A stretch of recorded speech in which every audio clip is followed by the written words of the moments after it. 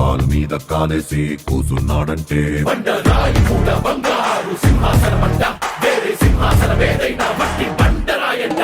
ఆడు చేతిలోన సీయేసి మాటిచ్చాడంటే తుపాకిలోచి తూట దూసుకెళ్ళినట్టే, ఆ తూటలాగే మాట కూడా ఎనక్కి రానట్టే. వాడు నీకు గొప్పేం కాదు, వీడు నీకు ఎక్కువ కాదు, నీకు నువ్వే బాసులా ఉండు.